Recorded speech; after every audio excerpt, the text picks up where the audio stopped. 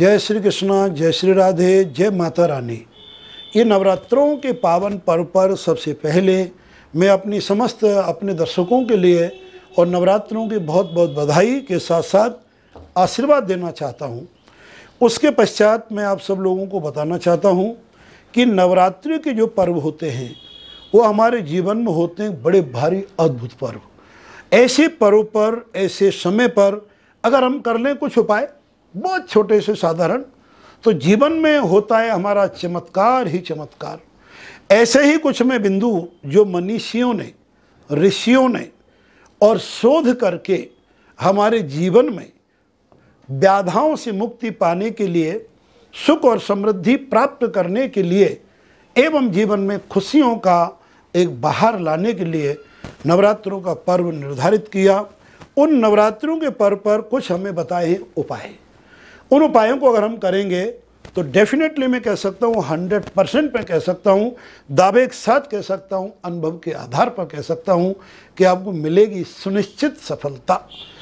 अब यह मैं तीनों बिंदु बताने जा रहा हूँ। उससे पहले मैं चाहता हूँ यदि आप हमारे चैनल पर नए हैं तो ज़रूर सब्सक्राइब करें, बेल आइकन दबाना बिल्कुल ना भूलें ताकि हम आपको अपडेटिंग देते रहें, और कमेंट्स ज़रूर करें एवं लाइक भी करें। अब मैं बता रहा हूँ पहला नवरात्रों में पहले 3 जो उपाय हैं। पहला उपाय है हमारे घर में अनेक प्रकार की व्याधियों का जो आडंबर हो जाता है उसके कारण कई हो सकते हैं। जैसे ज़्यादा में विस्तार में ना बता के ग्रह दोष हो, घर में पितृदोष हो, घर में कोई मंत्र तंत्र काली विद्याओं का दोष हो, उसके कारण हमारे घर में रुकावटें और व्याधाएँ आती हैं। क्या व्याधाएँ आती हैं? कारोबार का ठीक ना चलना, बच्चों की शादियां विवाह समय पर ना होना, बच्चों की पढ़ाई समय पर ठीक से ना होना, या रोजगार में कोई बाधा आना, आदि आदि बहुत सी चीज़ें। और घर में कलह रोग भी इसका कारण हो सकते हैं। तो सबसे पहले मैं कहना चाहूँगा 9 दिन ये पहला एक उपाय है। सर्तिया गारंटी से एक गोबर के कंडे पर उसको खीरा बनाएं, उसे भरतपुर की तरफ अंगारा कहते हैं, पश्चिमी राजस्थान में खीरा कहते हैं, और उसे अनेक जगहों पर जाना जाता है, अलग अलग नामों से। खीरा का अर्थ होता है गोबर के कंडे को गैस पर रख कर के खूब जलाएं जब तक कि लाल हो जाए, धुआं निकलना बंद हो जाए।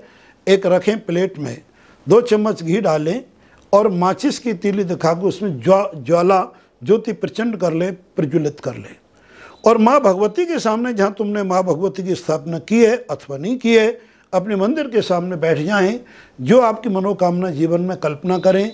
2 जायफल जो कि हर जगह पंसारी पास मिल जाते हैं, जायफल का जोड़ा अर्थात 2 जायफल डुबाएं घी में, और माता भगवती के नाम पर, कुल देवी के नाम पर उस जलती हुई प्रचंड जो ज्वाला है की है आपने, उसको हम खीरा में ज्योति कहते हैं, ज्योति में आप अर्पण कर दें और श्री दुर्गा अर्पण मस्तु ये बोलें, अथवा ऐंग ह्रीं क्लीं चामुंडा यई बिच्चई। और ये मंत्र भी नहीं आता तो कोई बात नहीं, हे माँ दुर्गा ये जायफल की बलि स्वीकार करो, मेरे घर की सब व्याधियों को मेरे से मुक्त करो।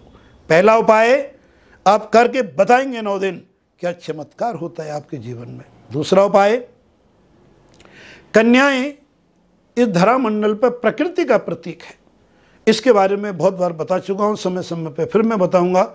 मैं प्रकृति प्रेमी हूँ और कन्या साक्षात इस धरा मंडल पे एक चमत्कार है। इन कन्याओं की पूजन जो कि लेस देन 8 ईयर कन्या हो, उस कन्या को आप तिलक लगाएं, उनको जो रुचिकर भोजन है, टॉफ़ी, फल, मिठाई इत्यादि, उनको भोजन कराएं और तिलक लगाएं। और ध्यान रहे कन्या के चरण धोकर घर में छींटे लगाएं। तो 9 दिन का ये उपाय करें, अथवा 9 दिन नहीं कर पाते तो कोई 1 दिन कर लें और पाएं जीवन में चमत्कार और चमत्कार ही। पुरानी तुम्हारी बैलेंस शीट को देख के रख लेना कि आपका पिछली बार आपका मेडिकल में कितना खर्च हुआ, और इस वर्ष देखना उपाय करने के बाद कि आपको कितना रिलीफ मिलेगा, फालतू खर्चों से निजात मिलेगी, रुके कामों में आपको सफलता मिलेगी, लक्ष्मी आपके घर पर खुद ना खुद आपकी कूदने लगेगी। और उपाय नंबर 3, जो जिनको कहते हैं हम यव कहते हैं संस्कृत में, गेहूं जैसा होता है सभी लोग जानते हैं। अपने घर में 9 दिन में बोएं जरूर जौ, अगर कोई लेट हो गए हो, नहीं बोया हो तो जरूर बो दें, एक दिन आगे पीछे भी चलता है। मच बेटर कि प्रतिपदा के दिन बोएं और 9 दिन उन जौ में पानी के छींटे लगाएं।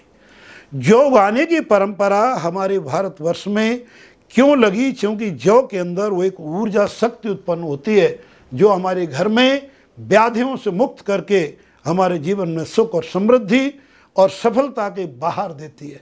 होती है सुख की वर्षा और होती है अपने व्याधियों का विनाश, शत्रुओं का विनाश। जो हमें देते हैं जीवन में सफलता, जो उगाए। अब करना क्या है जो उगा के?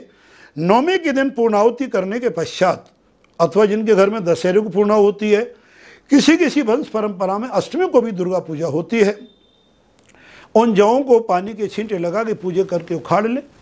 अपने 2-4 जौ अपने घर में रख दें खजाने में, बाकी जौ को अपने हाथ में लेके मस्तिष्क पर लगाएं। और जिस प्रकार से जौ ने वृद्धि प्राप्त की, उस तरह आपके जीवन में खुशियाँ, सफलता, यश की बाहर आएगी। प्रिय बंधुओं, आज की वीडियो में बस इतना ही। फिर शीघ्र हाजिर होंगे दूसरे बिंदु को लेकर के। तब तक के लिए जय श्री कृष्णा, जय श्री राधे और नवरात्रों का आशीर्वाद के साथ जय माता दी।